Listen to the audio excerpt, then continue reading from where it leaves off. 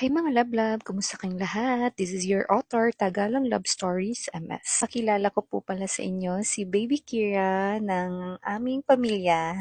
3 months old na po siya ngayon mga love-love at bilang isang fur parent is gusto ko siyang bilhan ng wet wipes ng mga dog. So, na ngayon is ito yung ginagamit ko sa kanya, itong Nursey na pang-tao. So, marami kasi akong nakikitang video na hindi dapat ginagamit yung mga wet wipes para sa mga dogs natin na pang-tao. So, yun na nga mga love-love. Today is nag-decide po tayo na bumili ng wet wipes. At sa dinami-daming mga pet wipes ay ito yung napili natin, itong brand na Petcore.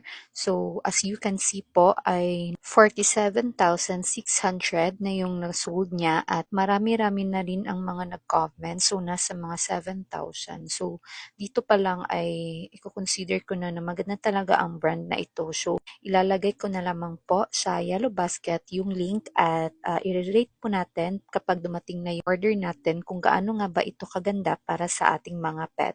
In addition, isa din sa reason kaya ito yung napili ko dahil ito po ay alcohol-free at from mall po ito. So, ito pa lang ay nakakitiyak na tayo na safe po yung mga alaga natin. Yun lamang po mga love-love. Sana po ay suportahan niyo po itong pagiging affiliate natin at malaking tulong na po ito para sa amin ni Baby Kira bilang isang author ng Tagalog Love Stories MS, and magkaroon din po tayo ng dahilan para mag-upload pa rin every week ng mga kwento ng friend Becky. Once again, this is your author, Tagalog Love Stories MS. Bye!